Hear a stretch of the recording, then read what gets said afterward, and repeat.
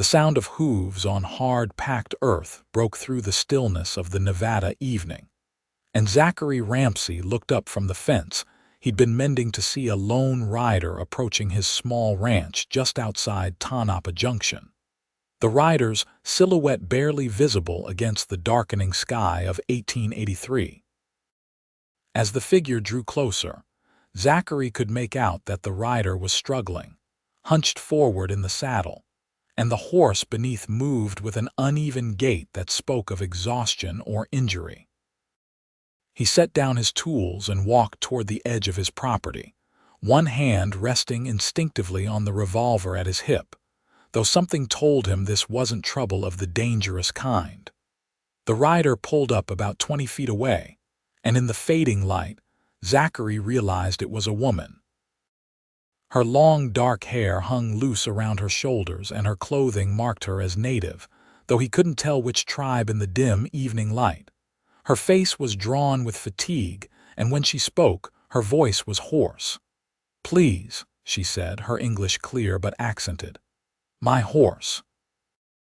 He needs rest and water. I do not ask for myself, only for him." Zachary stepped closer, his eyes moving to the animal beneath her. The horse was a beautiful paint, but its head hung low and its flanks were heaving. The animal was clearly spent, pushed beyond its limits. "How long have you been riding?" Zachary asked, his voice neither harsh nor overly friendly, just practical. 2 days, the woman said. "Maybe more. I lost track." Zachary studied her for a moment longer, then made his decision. "Barn's over there," he said, pointing to the sturdy structure he'd built with his own hands 3 years ago when he'd first claimed this land.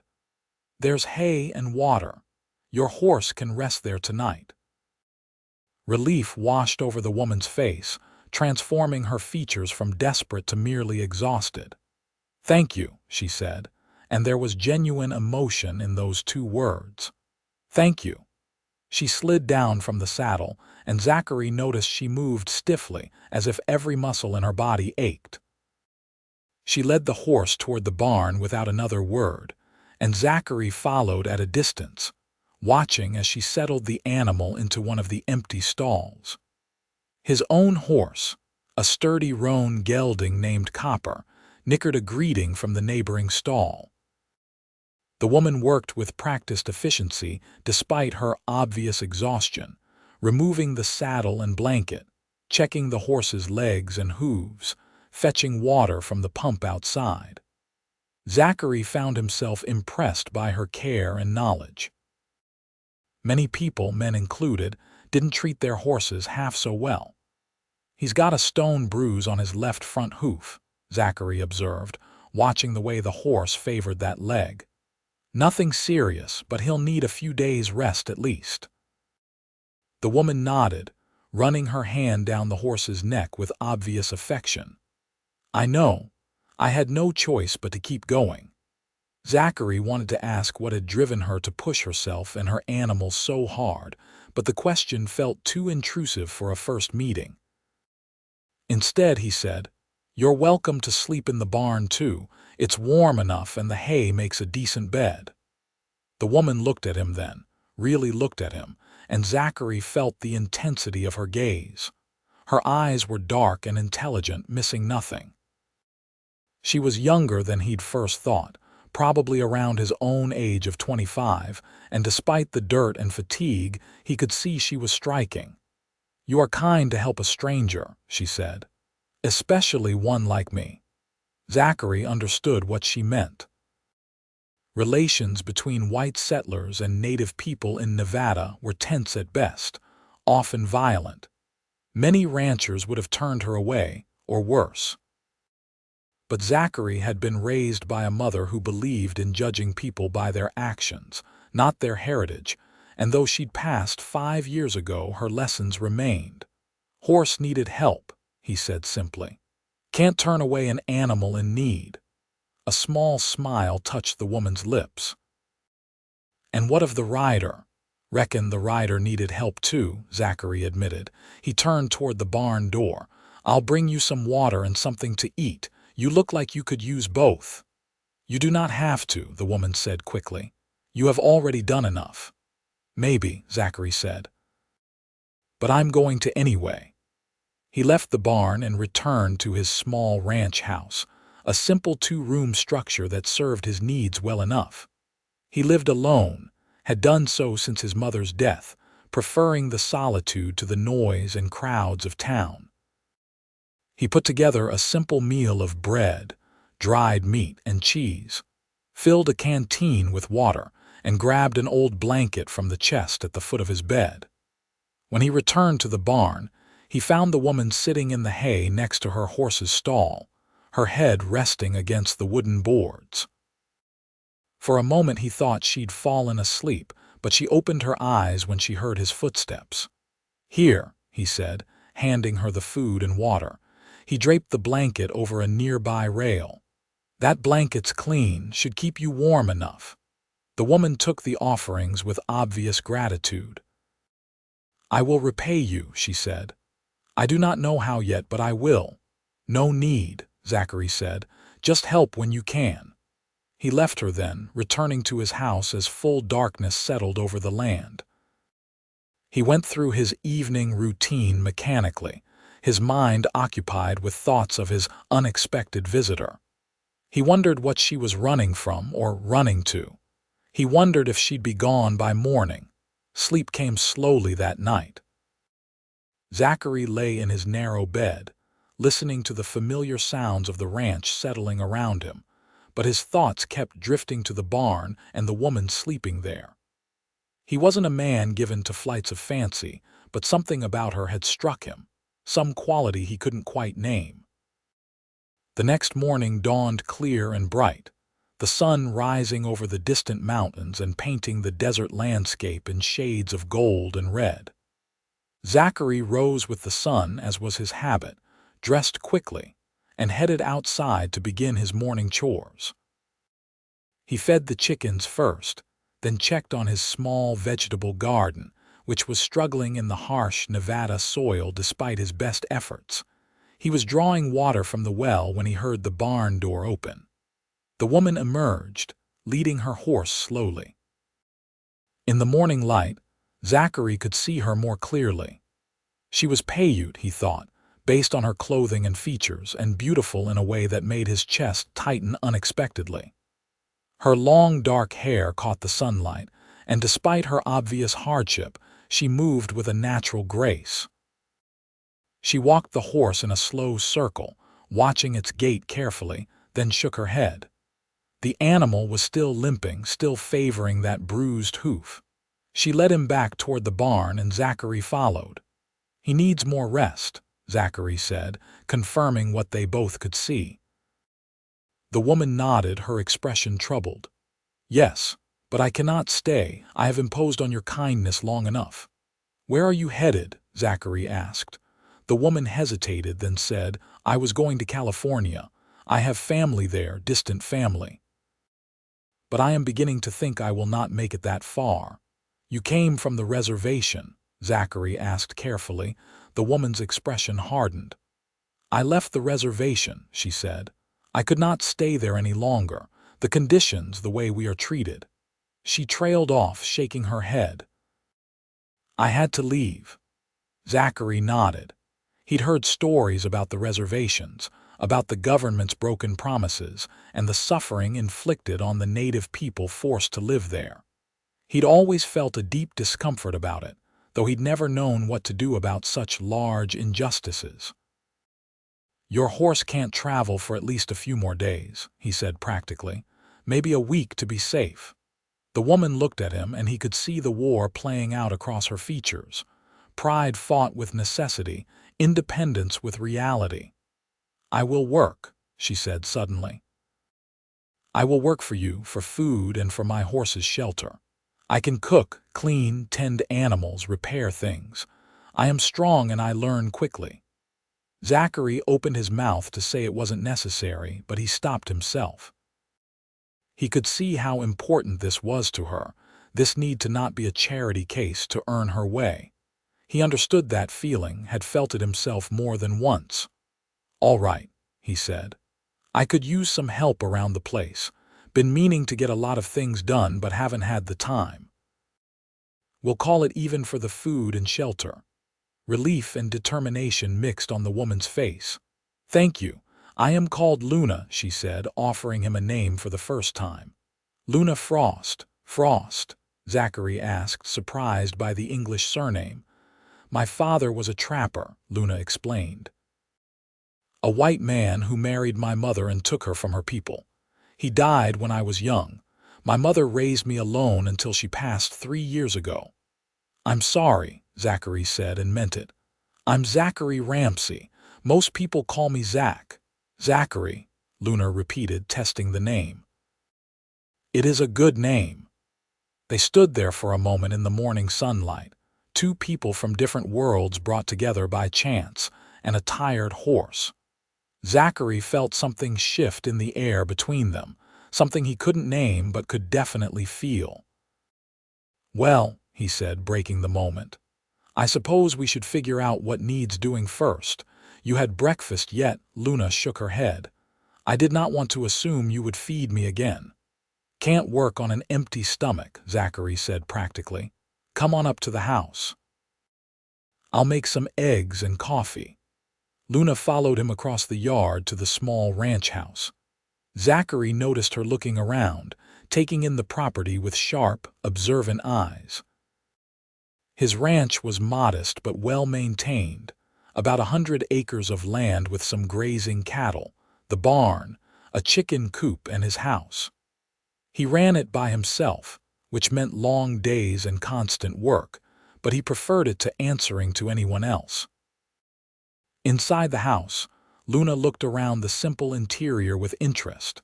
It was a bachelor's home, functional rather than decorative, but clean and orderly. Zachary's mother had taught him that much before she died. Sit, Zachary said, gesturing to one of the 2 chairs at the small table. He moved around the kitchen area with practiced efficiency, stoking the fire in the stove, cracking eggs into a pan, putting coffee on to boil. Luna sat, but she looked uncomfortable, as if sitting while someone else worked went against her nature. I could do that, she offered. If this is to be my work. Tomorrow, Zachary said. Today you're still a guest. Tomorrow you're a worker. That seemed fair, Luna nodded slowly. Fair. They ate breakfast in a comfortable silence, broken only by the sounds of eating and the occasional comment about the weather or the land. Zachary found himself studying Luna when she wasn't looking, noticing small details. The way she held her fork precisely, the way her eyes never stopped moving, always watchful. She carried herself like someone who'd learned young that the world could be dangerous, that letting your guard down could be fatal. After breakfast, Zachary showed Luna around the property more thoroughly. He explained what he needed help with. The garden needed weeding and watering, the chicken coop needed mucking out, several sections of fence needed repair. The house could use a thorough cleaning, and he had a pile of clothes that needed mending. The fence work is probably the most important, he said. I've got cattle grazing on the west section, and I can't afford to have them wandering off. I can do fences, Luna said confidently. My mother's people taught me many things. We did not have ranches like this, but we built structures, repaired things. I am good with my hands. Over the following days, Zachary discovered that Luna was not exaggerating. She worked from dawn to dusk with a tireless energy that sometimes made him feel lazy in comparison. She attacked every task with the same focused intensity, whether it was scrubbing floors or repairing fence posts. She learned quickly, asked intelligent questions, and never complained. But more than her work ethic, Zachary found himself drawn to who Luna was as a person. In the evenings, after the day's work was done, they fell into a habit of sitting outside the house as the sun set, sharing a simple meal and talking. Luna told him about her childhood, split between 2 worlds. Her father had genuinely loved her mother, she said, but he'd never fully understood what it meant to take her from her people. Her mother had tried to teach Luna the old ways while living in a white man's world, creating a strange hybrid existence that belonged fully to neither culture. "My mother's people are Paiute," Luna explained one evening, watching the sunset paint the sky in brilliant colors. "But because my father was white, I was never fully accepted by them. And in the white world, I am just another savage, no matter that my father's blood runs in my veins." "That must have been hard," Zachary said quietly, "not fitting in anywhere." Luna looked at him with surprise. "Most white men do not understand that," she said. "They think I should be grateful for my white blood, as if it makes me better than my mother's people." "Blood doesn't make anyone better or worse," Zachary said. "Actions do, character does. That's what my mother taught me anyway." "Your mother was wise," Luna said. "Tell me about her." So Zachary did, finding himself sharing things he rarely talked about. He told Luna about his mother's strength, how she'd raised him alone after his father died in a mining accident when Zachary was just 10. How she'd worked herself to the bone to keep them fed and housed. How she'd taught him to read and write, to think for himself, to judge people fairly. "She died from pneumonia," Zachary said, his voice going quiet. 5 years ago. One day she was fine, the next she was coughing. Within a week she was gone. I just turned 20, thought I was a man, but losing her made me realize how much I still needed her." Luna reached out then, placing her hand over his where it rested on his knee. It was the first time she'd touched him deliberately, and Zachary felt the contact like a spark of electricity. "I know that pain," Luna said softly. "When my mother died, I felt as if part of myself died with her.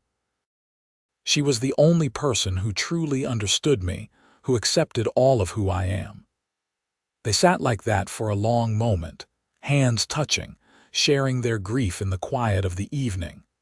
When Luna finally pulled her hand back, Zachary felt the loss of her touch acutely.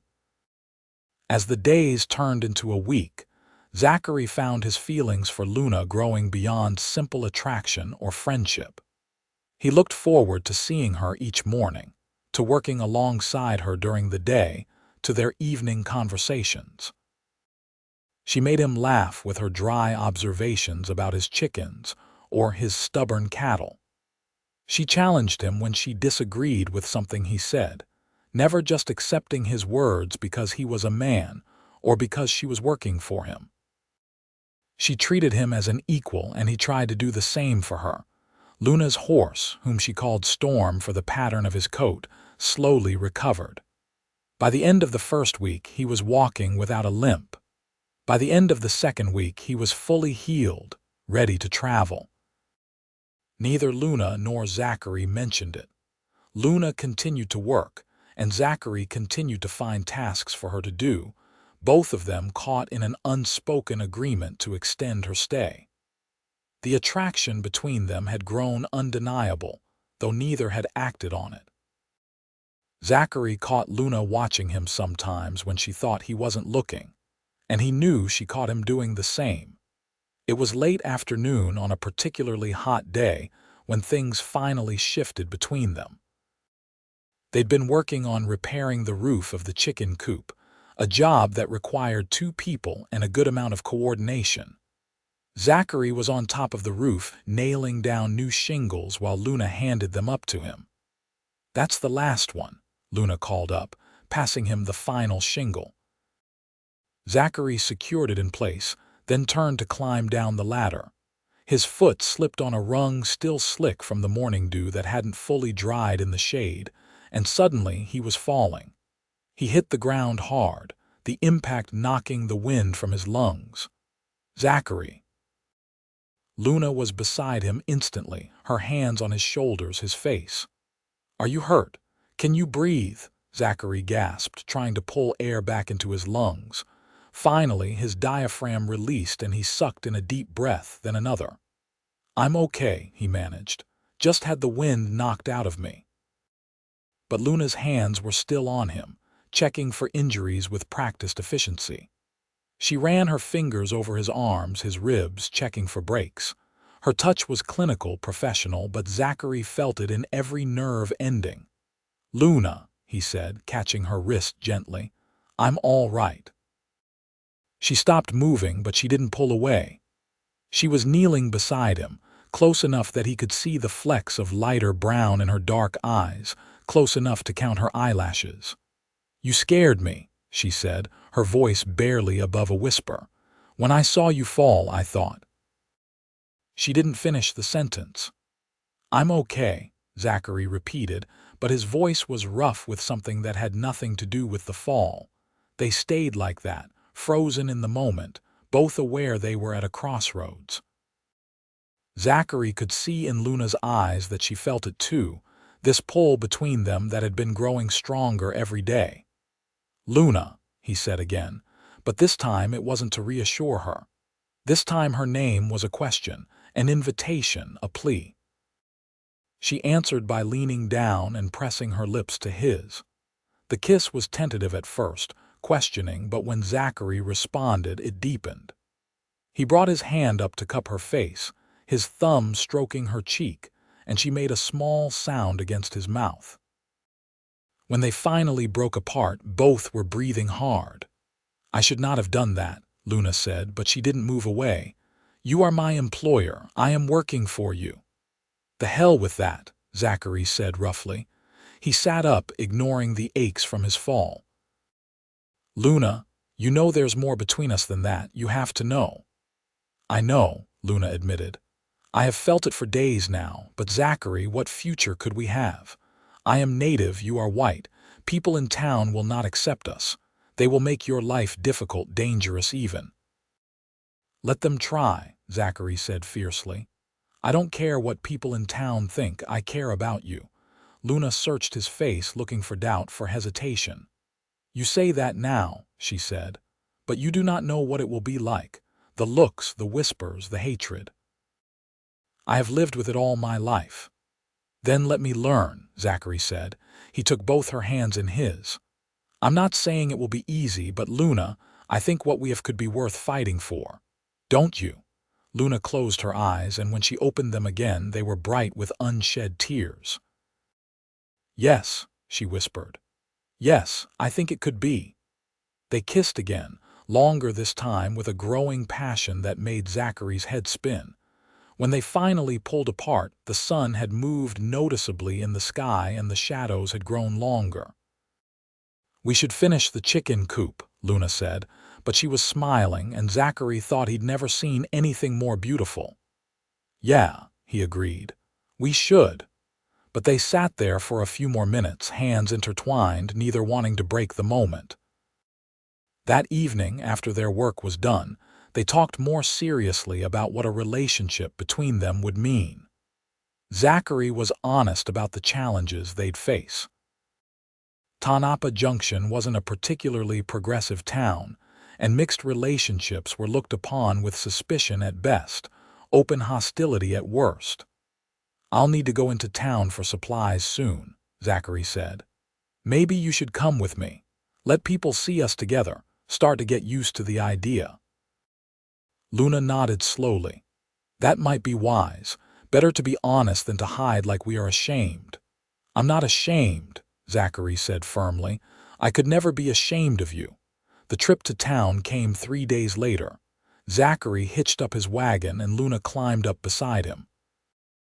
As they drove the 10 miles into Tanapa Junction, Zachary found his hand seeking hers, their fingers lacing together naturally.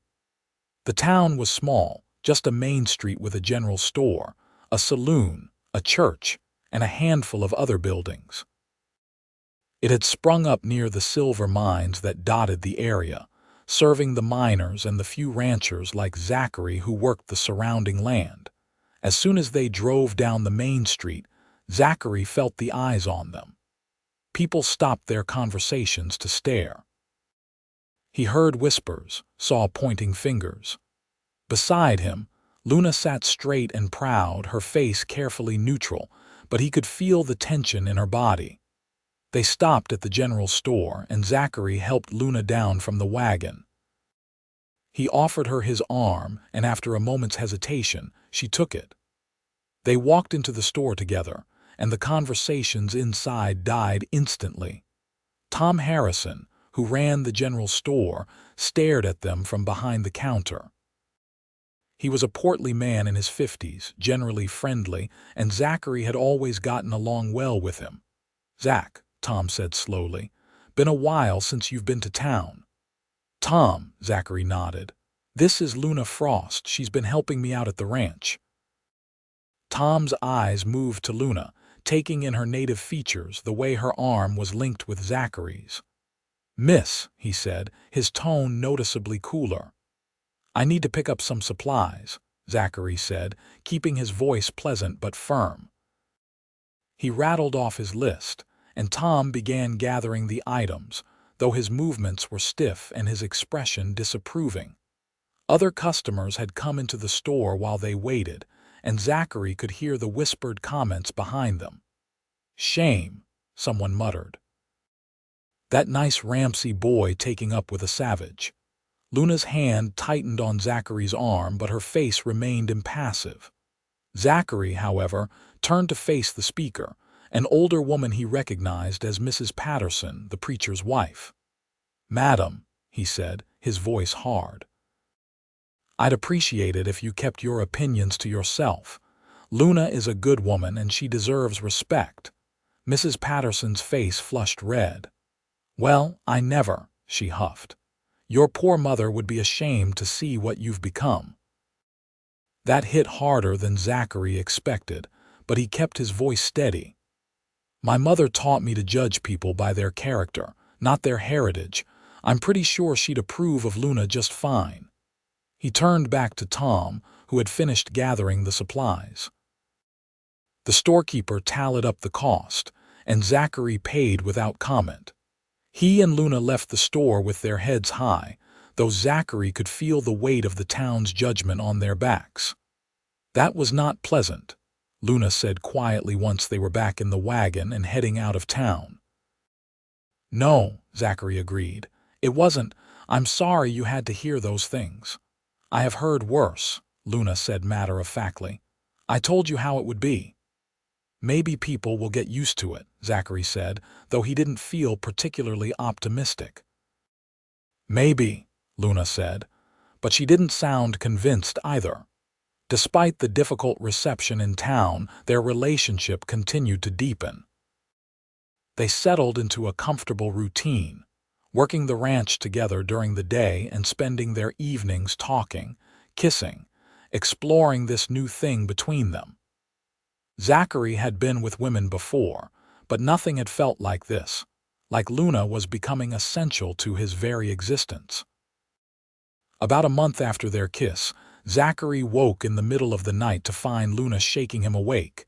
He sat up, instantly alert, his hand reaching for the gun he kept beside the bed. "What is it?" he asked. "What's wrong? Listen," Luna whispered. Zachary listened, and after a moment he heard it too. Cattle lowing in distress, and underneath that, a sound that made his blood run cold. The howl of wolves. He was out of bed in an instant, pulling on his pants and boots. Luna was already dressed, having come from the barn where she'd been sleeping.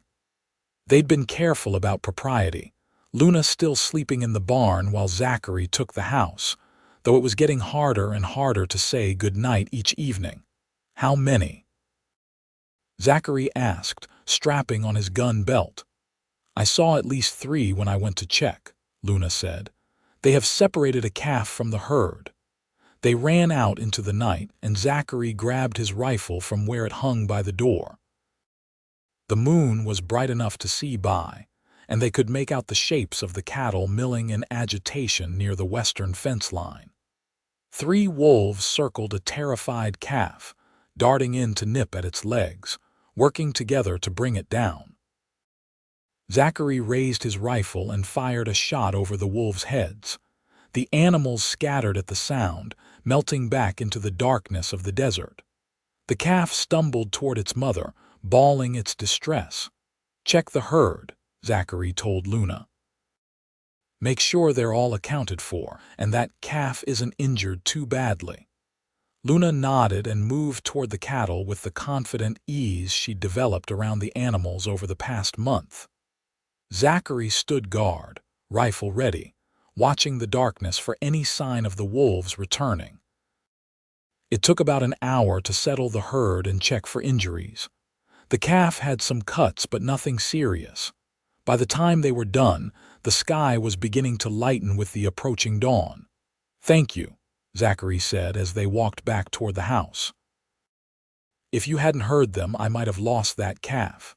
"I was awake," Luna said. "I could not sleep." "Why not?" Zachary asked, looking at her with concern.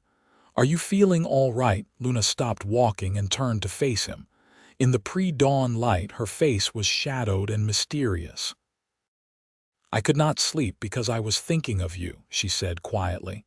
"Because I was thinking that I have been sleeping in the barn for weeks now when all I want is to be with you." Zachary's breath caught. "Luna." "I know it is not proper," Luna continued. "I know we are not married.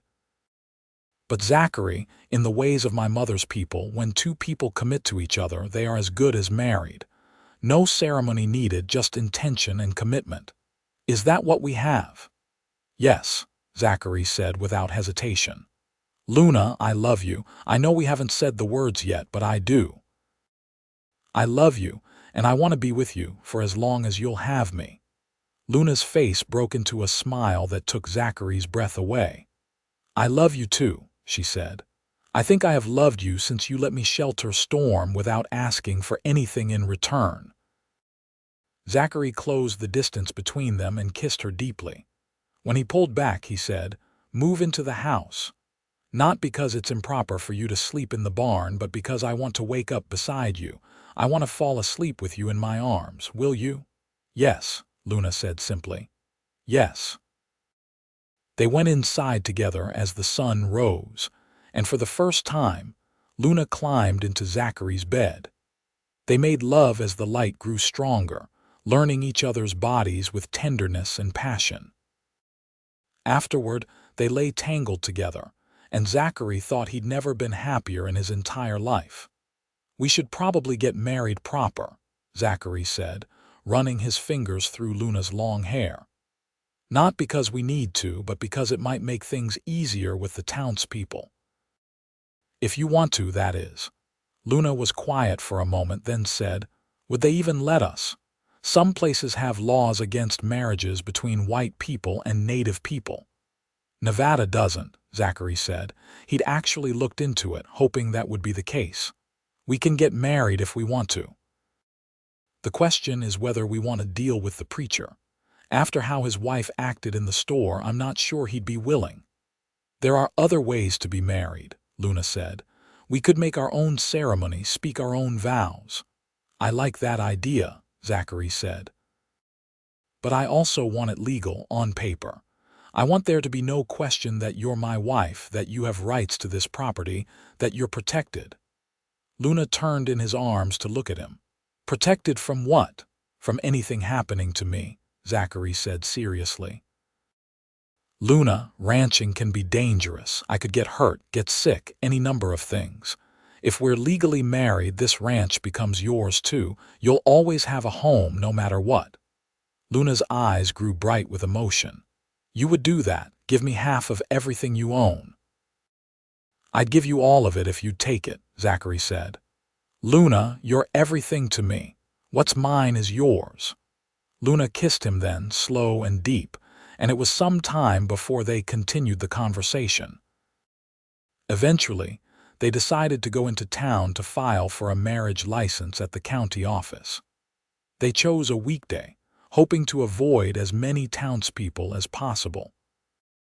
The county clerk, a dour man named Henry Forbes, looked them over with obvious distaste but couldn't refuse them service when Nevada law was on their side. "You're sure about this, Ramsey?" Forbes asked as he filled out the paperwork. "It's not too late to change your mind."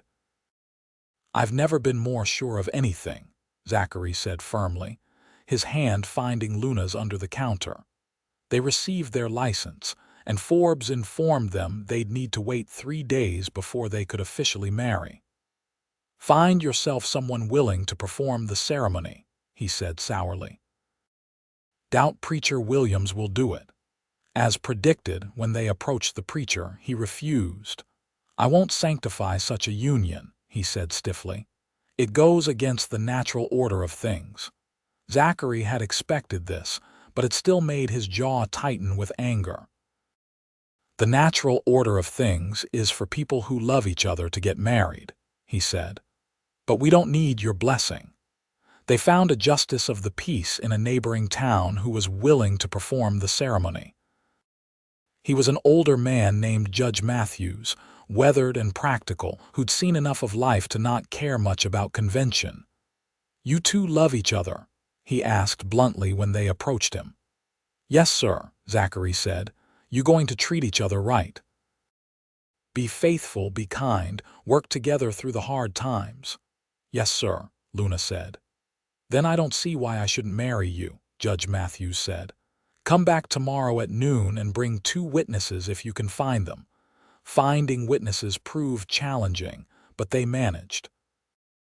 A young miner named Jack Cooper, who'd always been friendly to Zachary, agreed to stand up for them, as did the older woman who ran the boarding house where Cooper lived. A no-nonsense widow named Mrs. Sarah Chen, who'd come from China 20 years earlier and had little patience for prejudice. The ceremony was simple and quick, performed in Judge Matthews' office with their 2 witnesses present. But when Zachary slipped a simple gold band onto Luna's finger, a ring that had been his mother's, and she placed a matching band on his that he'd bought at a jeweler's shop, the moment felt sacred and profound. "I now pronounce you husband and wife," Judge Matthews said. "Congratulations, Mr. and Mrs. Ramsey." Mrs. Ramsey. Luna was now legally his wife, protected by law, his equal partner in every way. Zachary kissed her there in the judge's office, not caring who saw, and felt a profound sense of rightness settle over him. They returned to the ranch as husband and wife, and that night they celebrated properly, making love with a new freedom, a new certainty. This wasn't temporary anymore. This was forever. Life settled into a new rhythm. Luna was no longer just helping with the ranch. She was part owner, equal partner. They worked together seamlessly, Luna's knowledge and skills complementing Zachary's. She taught him things about the land that she'd learned from her mother's people, about reading weather patterns, about which plants were useful for medicine or food. He taught her the business side of ranching, how to keep books, how to negotiate with buyers. The townspeople of Tanapa Junction remained largely hostile, though a few individuals showed kindness. Jack Cooper became a genuine friend, stopping by the ranch occasionally to share a meal and conversation. Mrs. Chen sent them a wedding gift, a beautiful hand-embroidered quilt that Luna treasured, but there were uglier moments too. Someone dumped garbage on their property one night, and Zachary found "Savage Lover" painted on his barn wall. He cleaned it off before Luna could see it, but she knew anyway. She always knew. "Do you regret it?" Luna asked him one evening as they sat on the porch watching the sunset. "Marrying me, dealing with all of this." Zachary turned to look at her, his wife, the woman he loved more than his own life. "Not for a single second," he said firmly. "Luna, you're the best thing that ever happened to me. I deal with a lot worse than some ignorant townspeople to be with you." Luna leaned against him, and he wrapped his arm around her shoulders. "I love you," she said softly. "I did not think I would ever find this, someone who sees me as I am, who loves all of me." "I love you too," Zachary said, "every part of you." They were quiet for a while, then Luna said, "I have something to tell you." Something in her tone made Zachary look at her more carefully. "What is it?" Luna took his hand and placed it on her still flat stomach. "We are going to have a baby," she said, her voice full of wonder and a touch of nervousness. "I am about 2 months along, I think." Zachary stared at her, his mind struggling to process the words. A baby. They were going to have a baby. He was going to be a father. "Are you happy?" Luna asked when he didn't immediately respond. "I know we have not talked about children yet." "Happy," Zachary found his voice. "Luna, I'm thrilled, amazed, scared out of my mind, but so happy I could shout." And he did shout, letting out a whoop of joy that startled the chickens and made Luna laugh. He pulled her into his arms, holding her tight but careful, suddenly aware of the precious life she carried. "We're having a baby," he repeated, needing to say it aloud to make it real. "Luna, you've just made me the happiest man in Nevada." Over the following months, they prepared for the baby's arrival. Zachary built a cradle with his own hands, working on it in the evenings by lamplight. Luna sewed tiny clothes, her face soft with maternal anticipation. They argued good-naturedly about names, Luna wanting to honor her mother's heritage, Zachary wanting to honor his mother as well. "What if we use both?" Luna suggested. "Give the baby names from both our families, both our worlds." "I like that," Zachary agreed. "Our child should be proud of both sides of their heritage." Luna's pregnancy progressed smoothly, though Zachary worried constantly. They couldn't afford a doctor, and wouldn't have trusted most of the doctors in town anyway. Instead, Luna relied on her mother's teachings, using herbs and traditional methods to stay healthy. Mrs. Chen, who'd had 3 children of her own, also proved a valuable source of advice and support. As Luna's belly grew, so did Zachary's protective instincts. He tried not to hover, but it was hard when he loved her so much and feared something going wrong. Luna tolerated his concern with patient amusement, often reminding him that women had been having babies since the beginning of time. "I am not made of glass," she told him one day when he tried to stop her from lifting a basket of laundry. "I am strong, Zachary. The baby will come when it is ready, and I will be fine." But as Luna's due date approached, Zachary's worry increased. He made sure they had everything they might need. He arranged for Mrs. Chen to come stay with them when Luna's time came, as the older woman had experience with childbirth. Luna went into labor on a cool October evening in 1884, almost a year and a half after she'd first arrived at the ranch.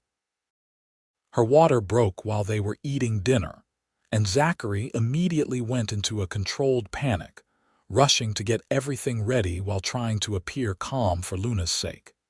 Mrs. Chen arrived within an hour, having been on standby for the past week.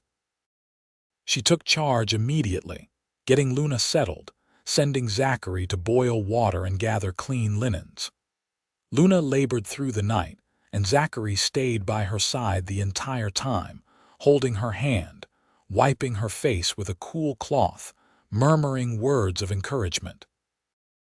"You're doing great," he told her as dawn broke outside. "You're so strong, Luna, the strongest person I know."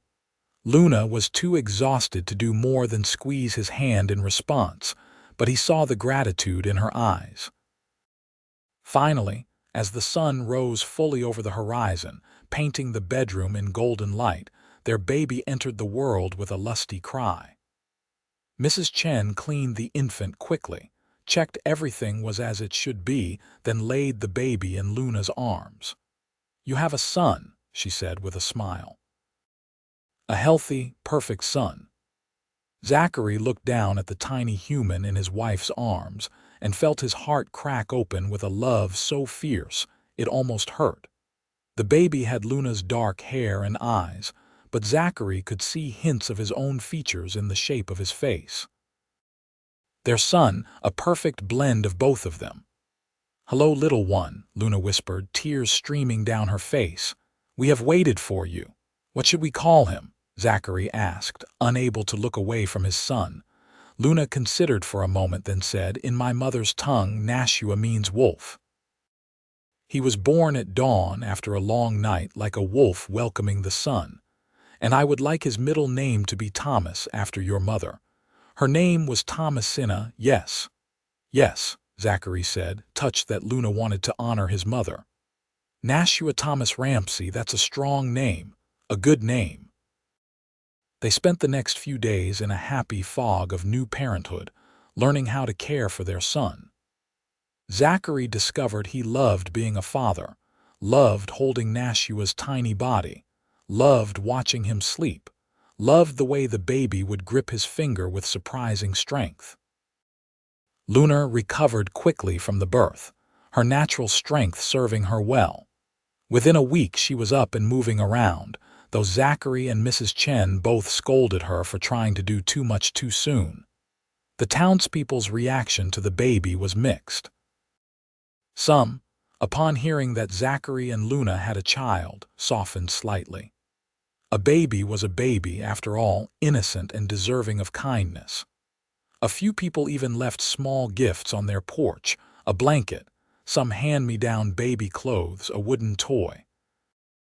But others saw the baby as further proof of what they considered Zachary's poor judgment. Half-breed, Zachary heard someone mutter when he brought Luna and Nashua to town a month after the birth. He'd had to physically restrain himself from confronting the speaker, knowing that violence would only make things worse.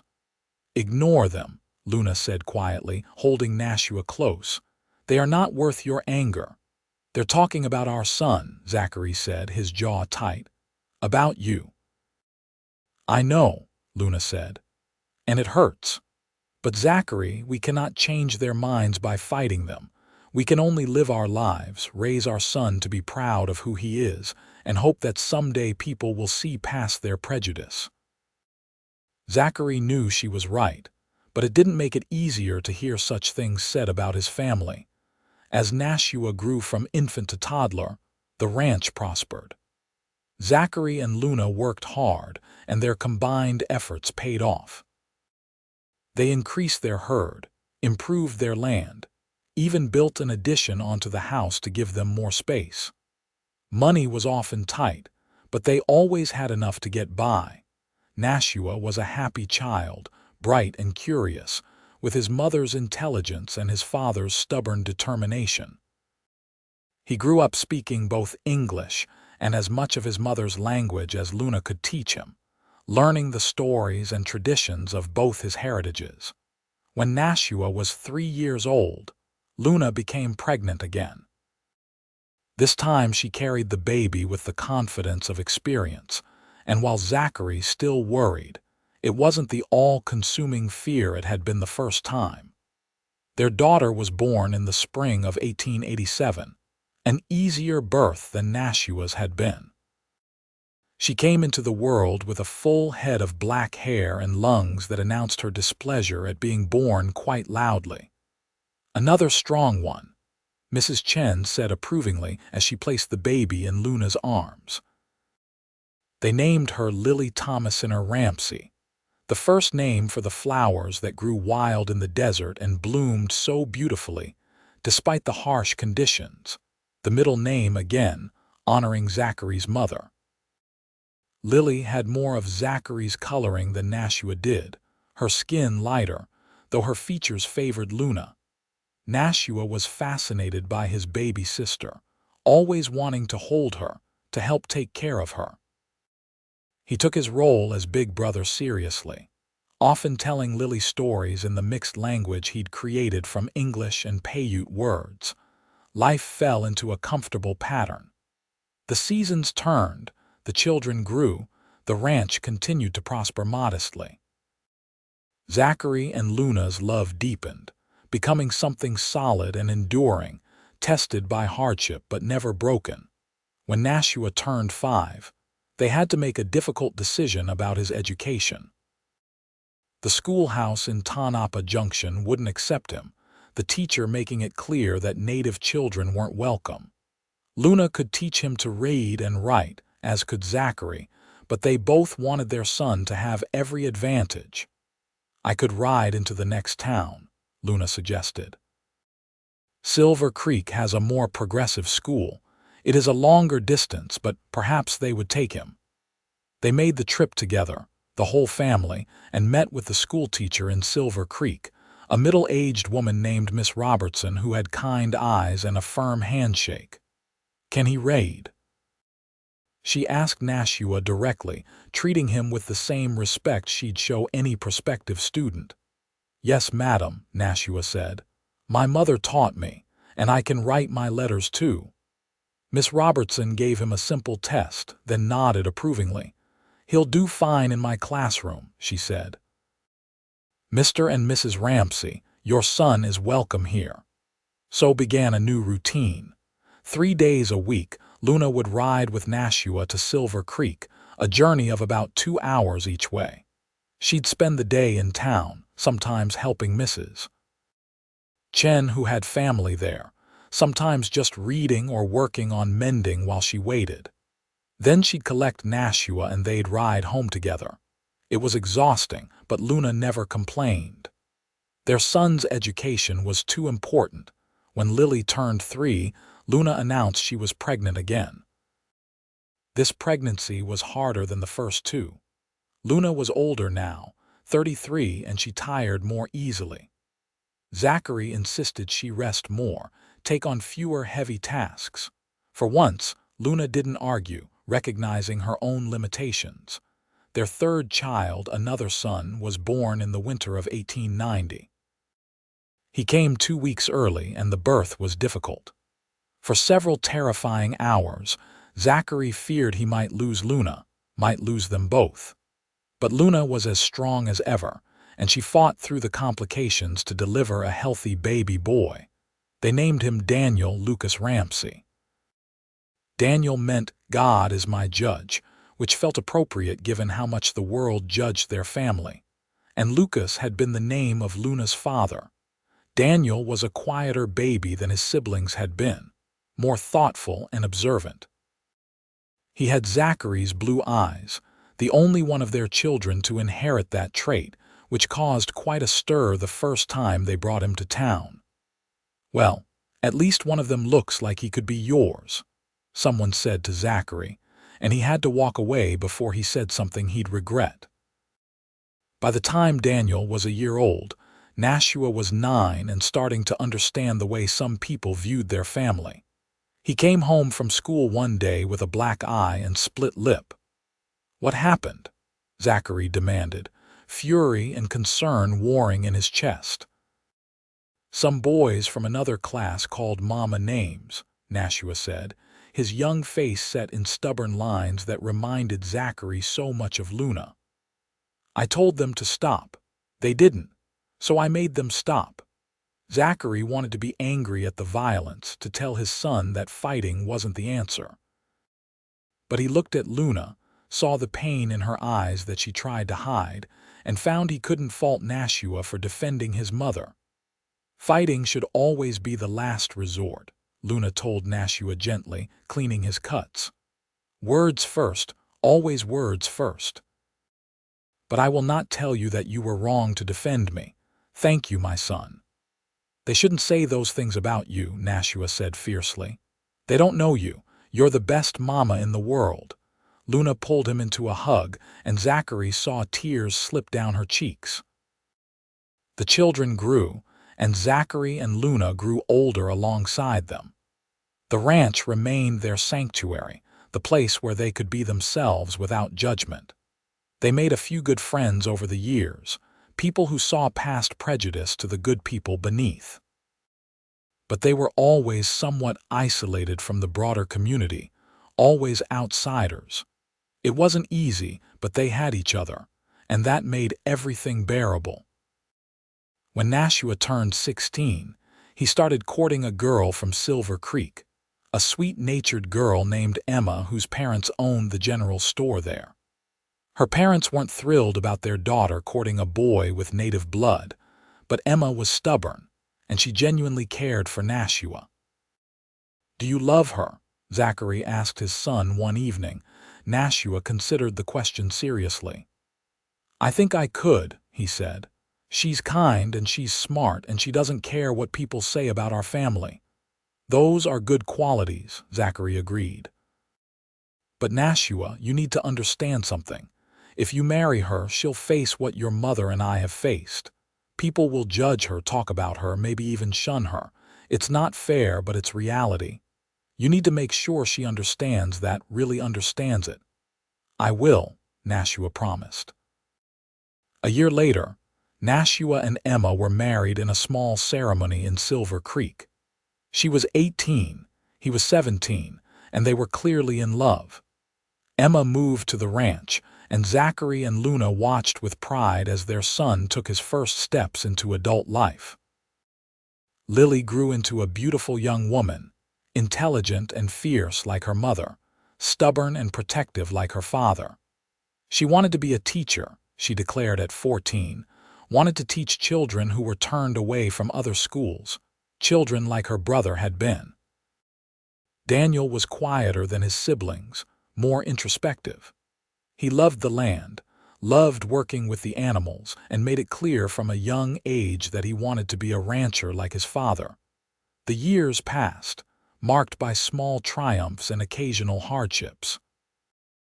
There were good years when the cattle were healthy and the prices high, lean years when drought or disease tested their resolve. There were happy occasions like Nashua and Emma's wedding, the birth of their first grandchild, Lily getting accepted to a teaching college in California. There were sad times too, like when Mrs. Chen passed away, one of the few true friends they'd had through it all. Zachary and Luna remained each other's constant, their love the foundation on which everything else was built. When Zachary turned 52 and Luna 50, they sat on their porch one evening, watching the sun set just as they had countless times before. The ranch was quiet now, with Nashua and Emma in their own house nearby, Lily away at school, and Daniel out checking the herd. It was just the two of them as it had been in the beginning. "Do you remember the night we met?" Zachary asked, reaching for Luna's hand. "I remember everything about that night," Luna said. "I was so desperate, so afraid, and then you offered shelter, expecting nothing in return." "Best decision I ever made," Zachary said. "Letting you stay." "Best decision I ever made was offering to work for you," Luna countered with a smile. "Though I think we both know I was really looking for a reason to stay, even then. Something about you drew me in from that first meeting." They sat in comfortable silence for a while, then Luna said, "We have had a good life, have we not? Despite everything, despite the hardships and the prejudice and all the obstacles, we have built something good here." "The best life I could have imagined," Zachary agreed. "You know, when I was younger, before I met you, I thought I'd spend my whole life alone. I couldn't imagine finding someone who'd want to share this hard life with me. And then you rode up that evening and everything changed." "Everything changed for me too," Luna said softly. "I was running away, thinking I had lost everything. I could not have known I was actually running toward my future, toward you, toward the family we would build together." Zachary brought her hand to his lips and kissed it gently. "I love you, Luna Ramsey, more now than ever." "And I love you, Zachary Ramsey," Luna replied, "until my last breath and beyond." As the sun dipped below the horizon, painting the sky in brilliant shades of orange and purple, they remained there together. Two people from different worlds who had found in each other a home, a partner, a love that transcended all the boundaries society tried to impose. Years continued to pass, bringing more grandchildren, new challenges, and deeper joys. Lily returned from college and opened a small school specifically for children who were turned away from other institutions. Children of mixed heritage, native children, anyone who needed an education and couldn't get it elsewhere. She married a fellow teacher, a gentle man named Robert who shared her passion for education and justice. Daniel took over more and more of the ranch operations as Zachary aged, proving himself every bit as capable as his father. He married a Paiute woman named Sarah, who reminded Zachary so much of a young Luna that it made his heart ache with nostalgia. Nashua and Emma had 4 children, each one adding to the growing Ramsey family. The ranch that had once been home to just Zachary now bustled with multiple generations, with children's laughter and the organized chaos of a large, loving family. Zachary's hair turned fully gray, then white. Luna's long hair, which she still wore loose around the house, followed suit. They both moved more slowly, their bodies bearing the marks of lives spent in hard work. But their love remained constant, as strong at 70 as it had been at 25. On a warm evening in 1903, when Zachary was 70 and Luna was 68, they sat on their porch once more. Their children and grandchildren were scattered around the property, visiting for the summer. The sounds of family surrounded them, precious and beautiful. "Who would have thought," Zachary said, his voice roughened with age, "that one tired horse and a desperate woman would lead to all this?" Luna leaned against his shoulder, fitting against him as naturally as she had 40 years before. "It was fate," she said. "It had to be. What else could explain how perfectly we found each other?" "Fate," Zachary agreed. "Or luck, or a blessing. Whatever it was, I'm grateful for it every single day." As darkness fell and the stars came out, their family began to settle for the night.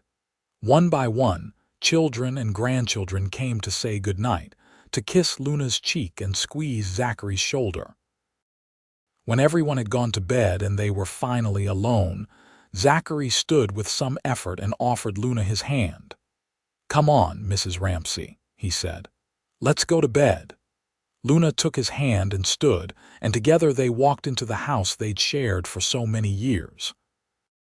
They moved through their nighttime routine with the ease of long practice, and when they finally settled into bed, Luna curled against Zachary's side, her head on his chest, just as she had on their first night together. "Zachary," Luna said quietly into the darkness. "Yes, love. Thank you for letting me stay that night. Thank you for seeing me, really seeing me when so many others looked through me. Thank you for loving me." Zachary held her tighter. "Thank you for offering to work for food and stay. Thank you for choosing me, for building this life with me. Thank you for 40 years of love and partnership and family. You've made every day of my life better just by being in it." They fell asleep like that, wrapped in each other's arms, 2 souls who had found their home in each other and had created a legacy of love that would continue through their children and grandchildren and beyond. In the years that followed, Zachary and Luna continued to live on the ranch they loved, surrounded by the family they'd built together. They grew older still, their bodies increasingly frail but their spirits undiminished. They celebrated 50th wedding anniversary with all their children and grandchildren present, a joyous occasion filled with love and laughter. When Zachary was 78, he fell ill with pneumonia, the same disease that had taken his mother so many years before. Luna nursed him with devoted care, just as he had cared for her through various illnesses over the years. He recovered, though the illness left him weaker than before. "You're not allowed to leave me yet," Luna told him firmly as he recuperated. "We made a bargain, remember, together until the end." "I remember," Zachary said, taking her hand, "and I intend to keep that promise." They had 5 more years together, 5 precious years of watching their family continue to grow and thrive. They met great-grandchildren, saw Lily's school expand to serve more children, watched as Daniel's ranching operation prospered and grew. The world around them was changing. The Wild West of their youth had given way to a more settled society. Tonopah Junction had grown into a proper town, with electricity and motor cars and all the trappings of the new century. But on their ranch, surrounded by family, Zachary and Luna felt the timeless quality of the love they'd built. something that transcended eras and societal change. When Zachary was 83, he died peacefully in his sleep, Luna beside him as she had been for over 50 years. She held his hand as he drew his last breath, and though her heart broke, she felt gratitude too. Gratitude that they'd had so many years together, that they'd built such a beautiful life, that they'd loved each other so completely. Luna lived for 2 more years after Zachary's passing, surrounded by her children and grandchildren who cared for her with the same devotion she'd always shown them. She remained sharp and engaged until the very end, telling stories of the old days, of how she and Zachary had met and fallen in love despite all the obstacles in their path. When Luna died at 75, she was laid to rest beside Zachary in a small cemetery on a hill overlooking the ranch. Their headstone was simple but meaningful, bearing both their names and a single inscription: "Together in life, together in death, together in love eternal." Their children and grandchildren gathered to say goodbye, to celebrate the lives of 2 remarkable people who had shown them what true love looked like. They told stories of Zachary's kindness and strength, of Luna's wisdom and courage. They spoke of how their grandparents had faced prejudice and hardship, but had never let it diminish their love or break their family. Nashua, now in his 50s, stood before the gathered family and spoke words his parents had taught him. "My father used to say that the best decision he ever made was letting my mother shelter her horse that night she arrived. My mother always said the best decision she made was offering to work for food and stay. But I think the truth is that they both made the best decision that night, and every day after, by choosing love over fear, by choosing each other over the comfort of conformity, by choosing to build a family that honored both their heritages." The family returned to the ranch house after the burial, filling it with love and memories. They would continue the legacy Zachary and Luna had started, continue to run the ranch, continue to teach the next generation about respect and love and the courage to stand up for what's right. And on quiet evenings, when the sun set over the Nevada desert, painting the sky in brilliant colors, family members would sometimes sit on the porch where Zachary and Luna had spent so many evenings together. They'd remember the love story that had started with a tired horse and a desperate woman, a cowboy's kindness and a woman's courage. They'd remember that love can cross any divide, overcome any obstacle, if the people involved are willing to fight for it. They'd remember that family isn't just about blood, but about choice, about commitment, about showing up every day and choosing love again. The ranch remained in the Ramsey family for generations, a testament to what Zachary and Luna had built together. Their story was passed down through the years, becoming a family legend, a reminder of where they came from and what they stood for. And sometimes, on summer evenings when the wind blew just right, family members would swear they could hear the echo of laughter from the porch, could feel the presence of their ancestors who had loved so deeply and so well. Zachary and Luna's love story had ended, as all stories must, but the love itself continued, living on in their descendants, in the lessons they'd taught, in the life they'd built together from nothing more than a moment of kindness on a Nevada evening in 1883. They had proven that love knows no boundaries, that family is what you make it, and that a life built on respect, partnership, and devotion is a life well lived. Their story had begun with a simple act, a cowboy letting a native woman shelter her horse, and the woman offering to work for food and stay. From that simple beginning had grown a love that changed not just 2 lives, but generations to come. It was a love that had been tested by prejudice and hardship, but had emerged stronger. It was a love that had created a family, a legacy, a testament to the power of choosing love over hate, understanding over prejudice, partnership over division. And in the end, perhaps that was the greatest gift Zachary and Luna gave to their family and to the world, the proof that love, real love, the kind that lasts a lifetime and beyond, is always worth fighting for, always worth the struggle, always worth choosing again and again, every single day. Their love story ended where it began, on the ranch in Nevada, where two lost souls had found each other and built a home. And though they were gone, their love remained, eternal and enduring, a beacon for all who came after them, proof that even in the harsh reality of the Wild West, even in a time of division and prejudice, love could not just survive but flourish, creating beauty and hope and a future bright with possibility.